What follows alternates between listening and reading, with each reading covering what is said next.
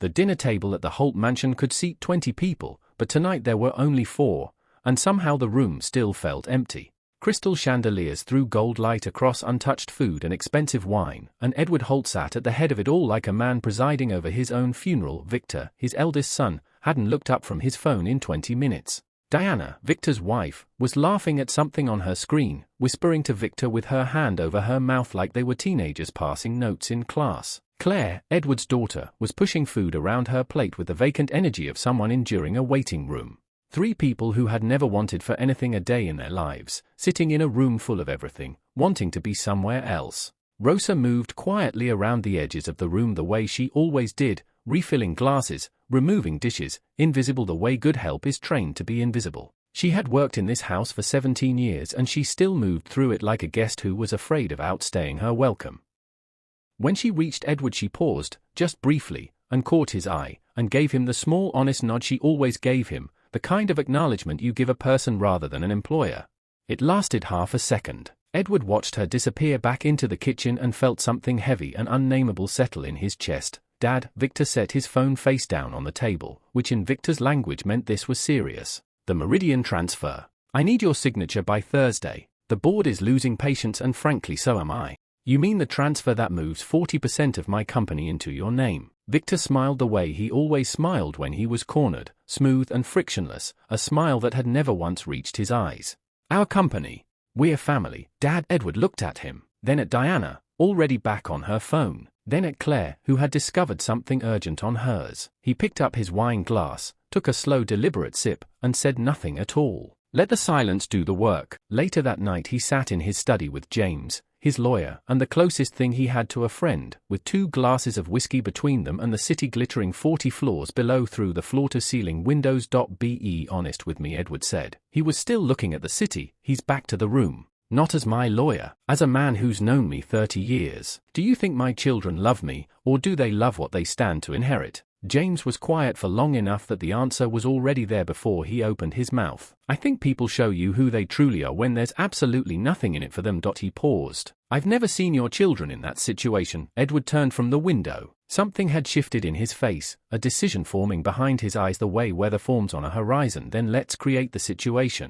James straightened slowly. He knew that tone. That tone had launched companies, ended partnerships, and once convinced a city council to rezone an entire waterfront district. He reached for his whiskey. Edward, whatever you're thinking, I need old clothes. Nothing theatrical, just worn. And I need you to know where I am at all times without contacting me unless it becomes a medical emergency. He sat down, already planning. I'm going to disappear for a week, and I'm going to find out exactly who my family is when they think Edward Holt is gone. He was up before the sun. He'd sorted through the clothes himself the night before, things from the very back of the guest closet, an old wax jacket with a broken zipper, boots that had survived a hiking trip he'd taken 15 years ago and never repeated, dark trousers frayed at the cuffs. He rubbed grey powder through his hair, didn't shave, and deliberately skipped the unconscious grooming rituals that wealthy men perform without noticing, the precise part, the particular way of standing, the invisible armor of a man who has never had to make himself small. When he looked in the mirror he saw his father staring back at him, a man who had started with a single hardware store in a bad part of town and nothing else. Edward stood there for a moment with that face and felt something crack open in his chest, something that felt dangerously close to shame. He left through the side gate in the grey pre-dawn quiet,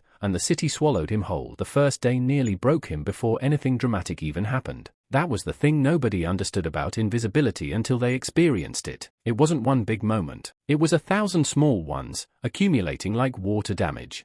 He sat on a bench 2 blocks from his own office building, the one with Holt carved in stone above the entrance in letters 3 feet tall, and he watched the morning shift arrive. People he recognized, people he had hired, promoted, mentored, whose children's names he sometimes knew. They walked past him without a tremor of acknowledgement, not cruelty, something almost worse than that. Simple, total non-recognition. He was scenery. He was part of the city's background texture, like a postbox or a drain cover, something your eye moves across without snagging. A young executive he'd personally fast-tracked to a directorship walked by so close that the draft from his jacket touched Edward's face. Didn't slow, didn't look. By noon Edward had counted 47 people who had passed within arm's reach of him. Not one had made eye contact. He told himself this was useful data. He told himself he was a scientist running an experiment. He kept telling himself that until mid-afternoon when a mother pulled her small son to the other side of the pavement as they passed him, and the boy looked back over his shoulder with wide, curious eyes, the only person all day who had actually looked at him, and Edward had to study his shoes for a while until the feeling passed.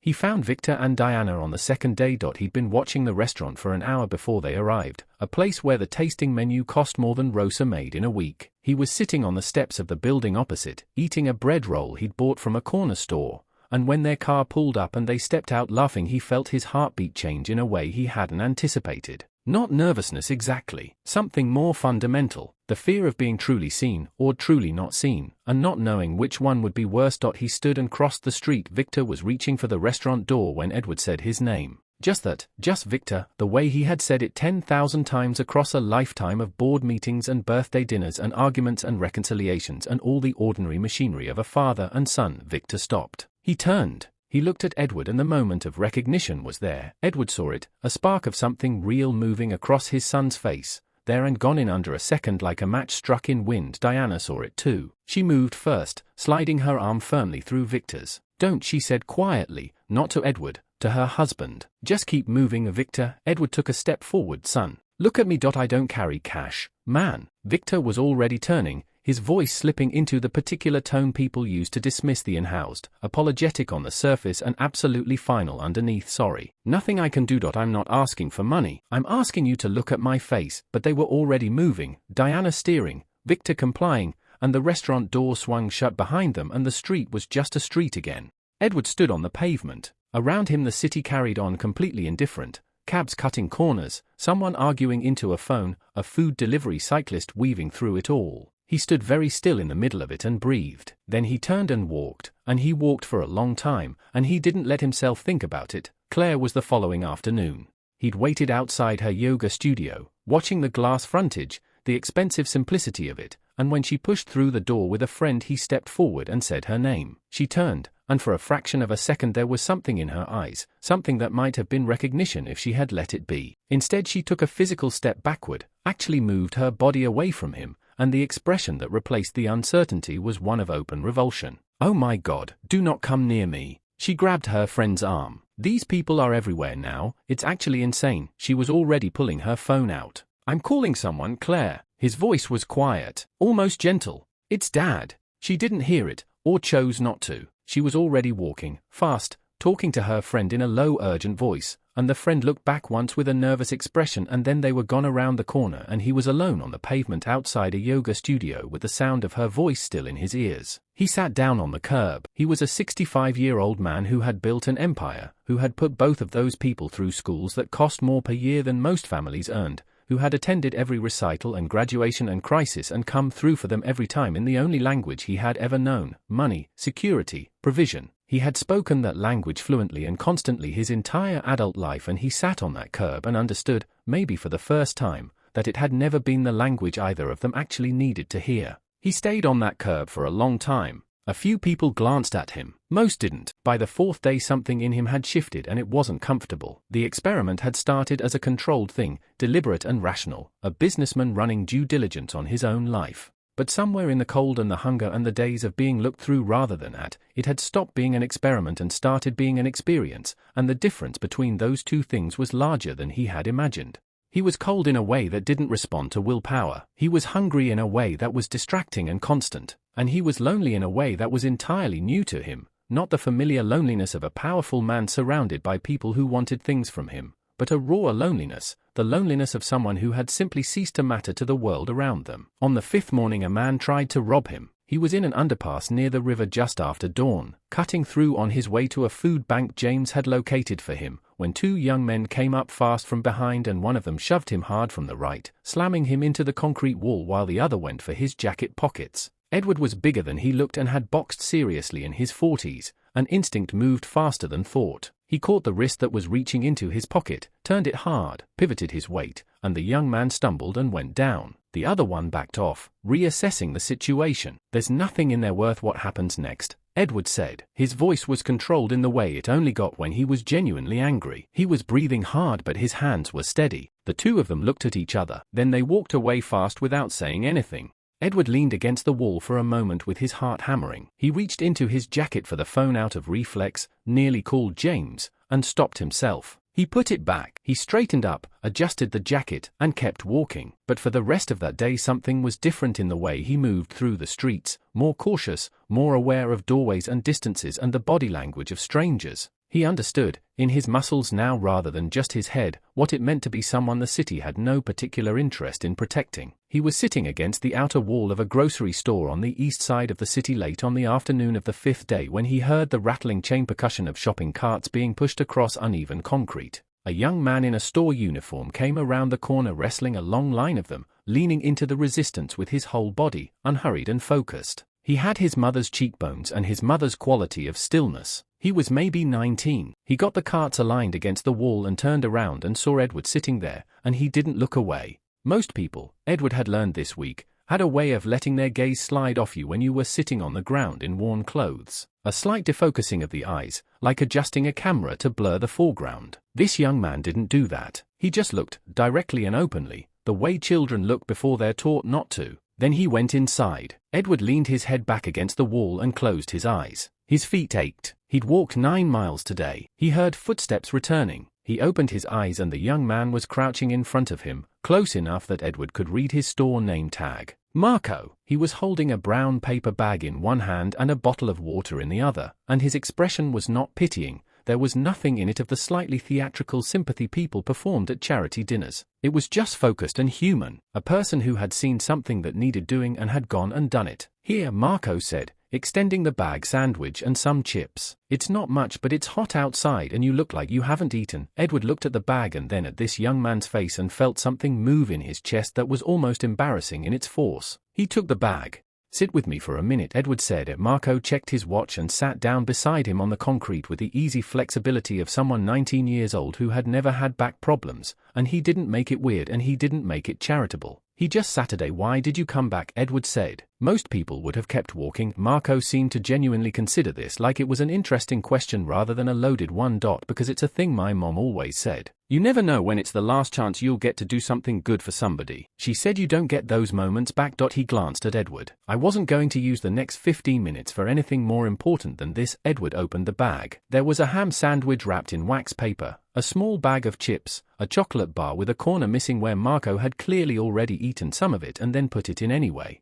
That detail, the half-eaten chocolate bar included without thought, undid something in Edward that the 5 days of cold and hunger and rejection had failed to touch. Your mother taught you that. My mom taught me everything worth knowing. There was no performance in it, no sentiment deployed for effect, just simple statement of fact. She cleans house for this family across town. Rich family. Big place. She's been there almost 20 years. He said this without bitterness, just the same factual tone. She raised me by herself on that salary and somehow I never felt like we were missing anything. That's either good parenting or an impressive con job. He grinned briefly. I decided to believe it's the first one. Edward ate the sandwich. It was plain and slightly warm and it was one of the best things he had eaten in months. What's her name? He said. Rosa. The name arrived in the conversation and Edward felt it like a physical impact. He looked away across the parking lot, at the ordinary late afternoon world going about its completely indifferent business, cars pulling in and out, a woman loading groceries, a kid on a bicycle doing something his mother had probably told him not to do. He was quiet for long enough that Marco spoke again, filling the gap the way considerate people do. You got people somewhere. Family? Edward thought about Victor turning away from him on the pavement, Claire stepping backward,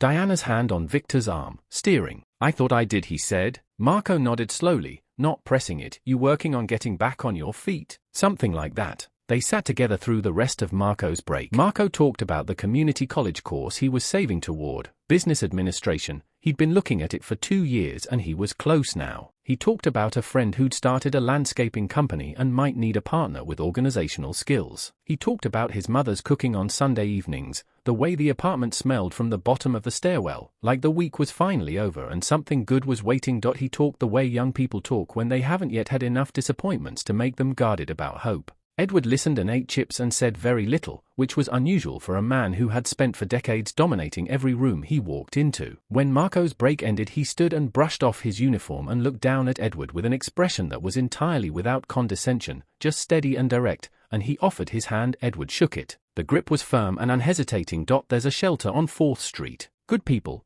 clean beds, they don't hassle anyone. I can walk you over after my shift if you want. Gets dark early this time of year and this isn't the best area at night. He paused. I know from experience. Edward looked at him. This 19-year-old in a grocery store uniform, offering to walk a stranger through a bad neighborhood after his shift ended, because it gets dark early and he knew from experience. I'll be all right, Edward said. But thank you. I mean that more than you know. Marco nodded, gave him one last uncomplicated look, take care of yourself, and went back inside. Edward sat alone in the parking lot as the light dropped out of the sky and the street lamps began to come on one by one. He sat there for a long time. He thought about his father's hardware store. He thought about the first office he'd rented, one room above a dry cleaner, the smell of the chemicals rising through the floorboards. He thought about every decision that had led from there to here, to sitting on concrete outside a grocery store at 65, not because he had to, but because he had needed to find out something true about his own life, and this was the only way he could think of to do it. He reached inside the jacket and pulled out his phone. Jane's picked up before the second ring. It's over, Edward said. His voice was steady. Call the lawyers. All of them.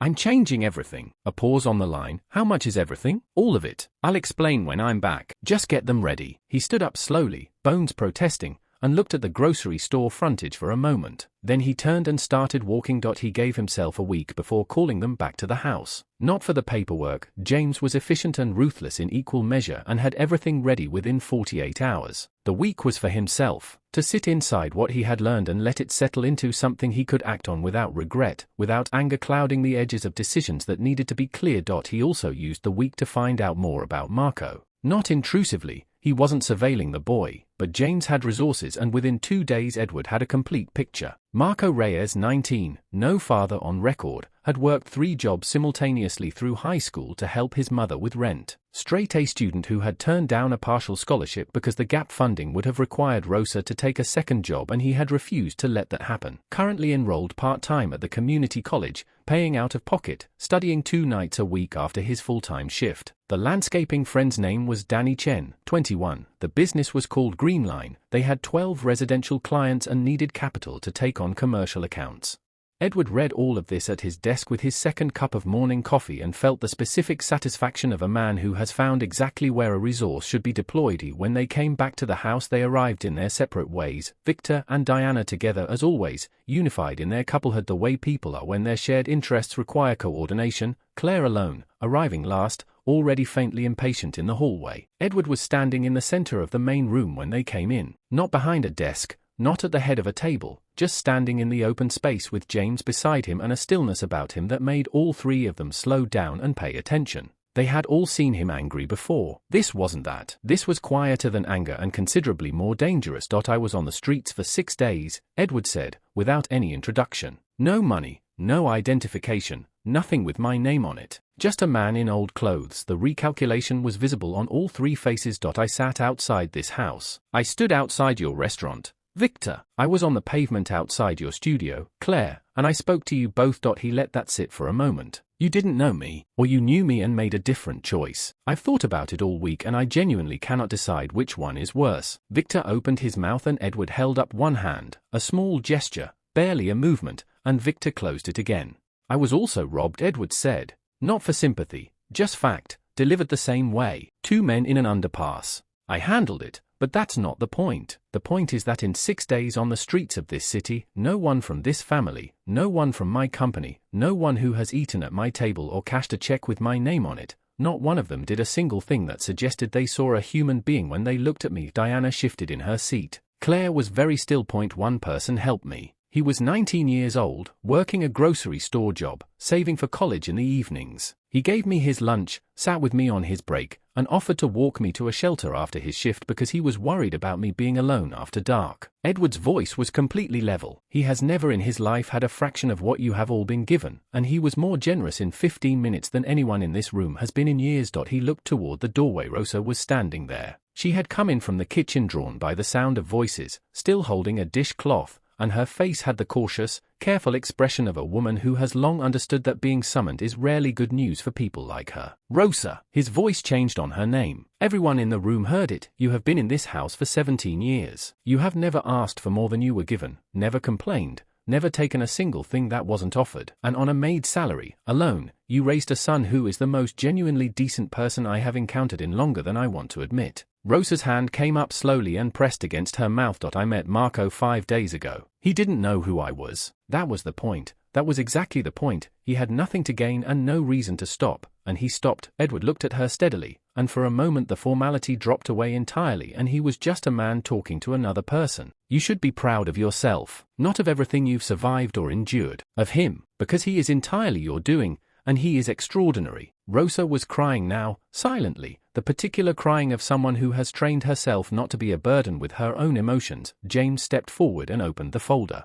A trust has been established in Marco's name, Edward said, turning back to the room. Fully funded, university, housing, starting capital for the business he wants to build with his friend. It's his unconditionally, no strings, no obligations to me, no expectation of anything in return. He paused. That's what a gift actually is. By the way, I thought some of you might benefit from the reminder. He looked at Victor. Rosa is retiring, full pension, effective immediately. She's done cleaning up after people who don't appreciate it. The silence lasted about 2 seconds, then Victor was on his feet, and the smooth, frictionless surface of him finally cracked, and what came out underneath was not attractive. You cannot be serious. You're going to stand here and tell us you're handing our inheritance to a cleaning woman's kid because he gave you a sandwich? Do you hear yourself? I hear myself very clearly, Edward said, clearer than I have in years. This is insane. This is actually insane, Dad. We're your family. You walked past me on the street. Edward's voice was so quiet now that Victor had to stop to hear it. You looked at my face and you walked away. That's not a small thing, Victor. That is not a thing I'm going to pretend didn't happen for the sake of keeping the peace at the dinner table. You were disguised.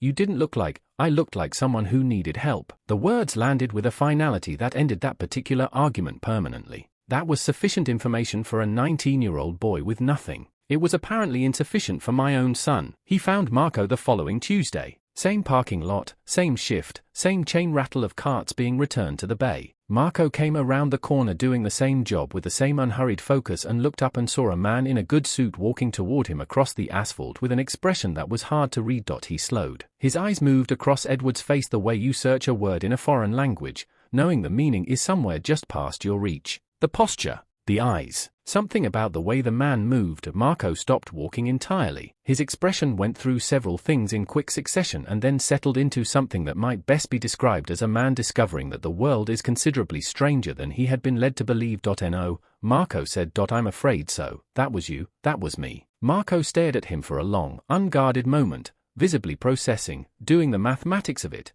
the sandwich, the parking lot, the offer to walk him to the shelter on 4th Street. Then a laugh broke out of him, explosive and genuine, the kind of laugh that comes from somewhere below thought, and he bent forward slightly with the force of it and shook his head. My mom is going to lose her mind, he said. Your mother, Edward said, is retired. As of last week. Marco stopped laughing. He straightened up slowly. He looked at Edward with a new expression, one that was trying to figure out the right response to something it had never encountered before. What did you do? What needed doing? Edward put his hands in his pockets. There's a trust in your name. Money for school, for the business with your friend Danny, for whatever comes after that. It's yours. No conditions. He paused. I also want to have lunch with you, if you're open to it. An actual lunch, in an actual restaurant. I believe I owe you a significant upgrade on a parking lot. Marco was quiet for a moment, looking at Edward with that open, direct gaze. No calculation in it, just genuine consideration. Why, he said. The same question Edward had asked him, sitting on the ground 5 days ago. Because you sat down next to a stranger who had nothing, Edward said,